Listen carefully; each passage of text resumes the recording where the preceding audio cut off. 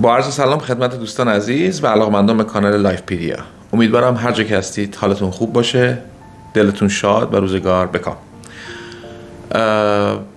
3500 سابسکرایبر پیدا کرده کانالمون و به این مناسب دیدم که جلوی دوربین بیام و هم تشکر بکنم و هم کمی بیشتر راجع به کانال صحبت بکنیم، با هم راجع به برنامه‌هایی که داریم، راجع به اینکه دنبال جذب چگونه مخاطبایی هستیم و اگر چجور طرز فکری دارید این کانال به دردتون ممکنه بخوره.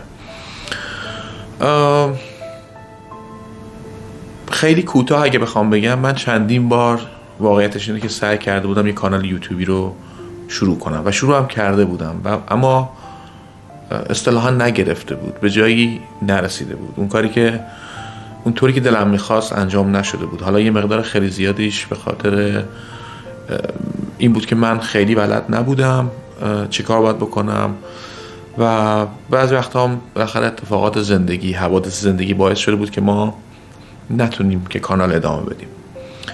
اما این دفعه شد، این دفعه تا الانش شده و من از این بابت واقعا خوشحالم.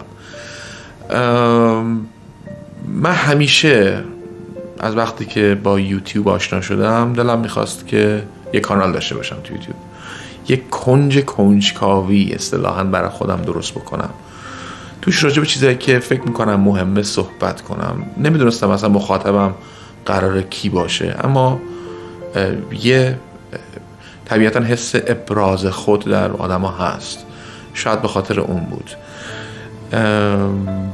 تو این کانال من قصد دارم راجع به زندگی غنی‌تر صحبت بکنم. لایف پیدیا اون قسمت لایفش طبیعتاً مربوط به زندگیه. هر چی که زندگی رو ارزشمندتر میکنه ما تو این کانال راجبش دوست داریم صحبت بکنیم، دوست داریم راجبش کنجکاوی بکنیم. یه تاریخ غنی بشری ما داریم، از شاید چند هزار سال به قبل ما یک سری آثار داریم، یک سری فیلسوف داریم، یک سری هنرمند در تاریخ داشتیم، یک سری دانشمند داشتیم و از همه اینا میتونیم یاد بگیریم. به قول غربی‌ها یک نورافکنی بندازیم روی یه قسمت خاصی از تاریخ علم، تاریخ فلسفه یا هنر و ببینیم برای زندگی امروزه ما توش چی میتونیم پیدا بکنیم. این کار رو حتما میخوایم بکنیم، از هر آنچه که انسانیه و به زندگی مربوطه، هنر، فلسفه، علم صحبت بکنیم. راجع به آدمایی که در تاریخ علم و فلسفه و هنر کمی مغفول موندن، کمی ناشناخته موندن، اما آدمای مهمی هستن و احتمالاً ما بهشون بدهکاریم، احتمالاً ما بهشون مدیون هستیم. میخوام بیشتر صحبت کنم، دوست دارم اونا رو پیدا کنم، خودم راجبشون بیشتر بدونم، اینجا یکم معرفیشون کنم.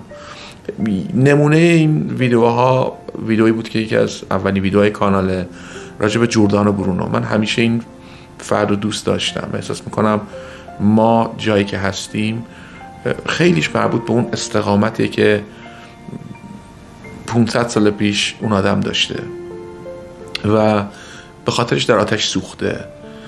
اگر اون ویدیو رو ندیدید فکر میکنم ویدیو خوبیه. علاوه بصری شاید ویدیو خیلی خوبی نیست، چون یکی از اولین ویدیوهای کانال بود.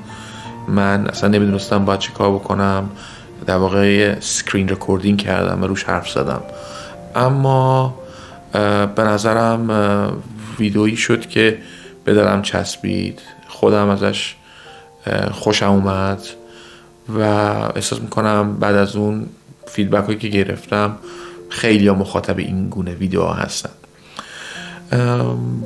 یه سری دیگه از کاری که ما تو کانال میخوایم بکنیم در واقع مطرح کردن یه سری سواله و احتمالاً کمی کنجکاوی کردن راجع به جوابشون.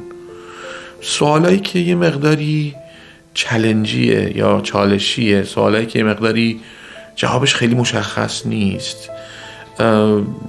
مثلا اینکه خوشحال بودن آیا یه مهارته؟ اگه مهارته ما چطوری میتونیم مهارت خوشحال بودن رو پیدا بکنیم؟ اصلا راه پیدا کردن خوشحالی چیه؟ اصلا خوشحالی چیه؟ تفاوت بین برنده بودن و خوشحال بودن چیه؟ چه چیزایی متضمن خوشحالی هست؟ اصلا چیزی هست که متضمن خوشحالی باشه یا نه؟ یا سوالی از این جنس که مرز مسئولیت ما در قبال آدمای دیگه که دوستشون داریم کجاست؟ اگر یکی از آدمایی که خیلی دوستشون داریم دچار یه مشکل جدی بود، مثلا دچار اعتیاد بود یا در حال انجام دادن یه اشتباه خیلی مهم و بزرگ بود، ما تا کجا حق داریم و مسئولیت داریم که دخالت کنیم؟ اصلا مرز دخالت و مراقبت کجاست؟ اصلا میدونید سوالایی که جوابش در ناحیه سفید و سیاه نیست. یا اینکه مثلا آیا بخشش همیشه چیز خوبیه؟ من فقط دارم نوع سوالا رو مطرح میکنم و خیلیش هم همین الان به ذهنم میاد. بخشش چیز خوبیه؟ آیا همیشه بخشیدن از بزرگان است؟ یه مقداریش ریشه در فرهنگ داره دیگه، فرهنگ ما داره. یا بعض وقتا کینه هم خوبه؟ واقعا جوابی براش ندارم، اما فکر نکنید من الان دارم میگم کینه خوبه. باید بشینم راجبش فکر کنم، بشینم تحقیق کنم، یکم نگاه کنم. دوست دارم با هم دیگه این کارو بکنیم.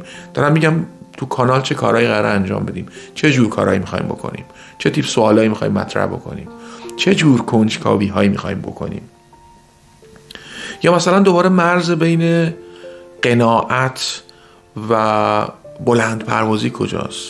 خب تو فرهنگ ما بلند پروازی میتونه معنی مثبت بده، نه فقط تو فرهنگ ما، تو خیلی جاهای دیگه.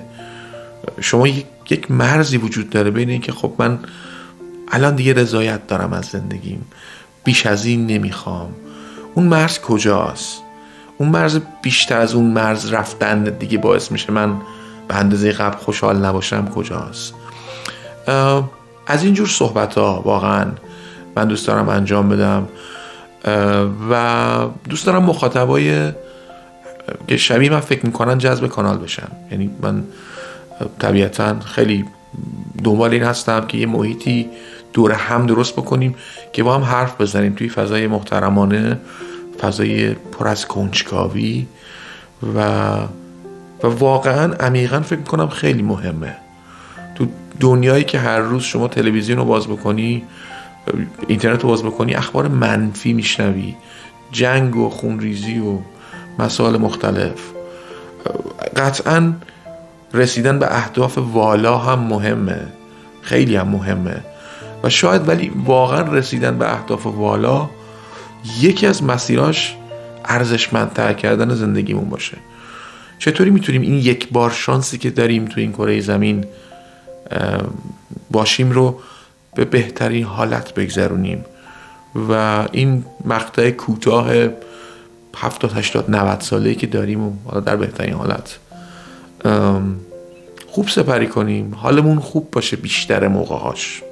دنبال در واقع تاکسیک پوزیتیویتی و مثبت اندیشی الکی هم واقعا نیستم. خیلی زندگی تار و پودش درد و غمه واقعا، اما اتفاقا هنر قضیه هم همینجاست که خب توی این تار و پود غم انگیز چطوری میشه خوشحال بود، چطوری میشه ارزشمند زندگی کرد. نمیدونم، حال هوای کانال رو میخوام خدمتتون بگم، امیدوارم بتونم من منتقلش بکنم. در این صورت خیلی نمیخوام حرف بزنم الان. برنامه کانال اینه که ما سعی میکنیم حداقل یک ویدیو در هفته پابلیش بکنیم و کنجکاویامون رو دنبال بکنیم. لطفاً به ما کمک بکنید که کنجکاویامون بیشتر بشه. قطعاً در کنجکاوی های من لطفاً کنجکاوی کنید و با هم دوست دارم یک جایی رو درست بکنیم که توش لذت ببریم، لحظات خوبی داشته باشیم. اگر این تیپ حرفا رو دوست دارید، اگر این تیپ مباحث رو دوست دارید، لطفاً سابسکرایب بکنید و لطفاً نظرتون رو برای من بنویسید که اصلا فکر میکنید چه جایی داره این نوع حرفا در زندگی روزمره. من کاملا به اینجا رسیدم که خیلی مهمه، خیلی مهمه، شاید مهمترینه. خیلی ریشه‌ای تر باید نگاه کنیم به خیلی مسائل تا اینکه یک مسکنی بخوریم و دردمون رو درمان کنیم اون لحظه. لطفا سابسکرایب کنید. لطفا اگر این تیپ حرفا رو دوست دارید این ویدیو رو شیر بکنید برای آدمایی که از این جنس و این بافت فکر میکنند و لطفا نظرتون رو هم برای من بنویسید. واقعا خوشحالمون میکنه این موضوع. تا ویدیو بعدی امیدوارم حالتون خوب باشه، همچنان خوب باشید. فعلا خداحافظ.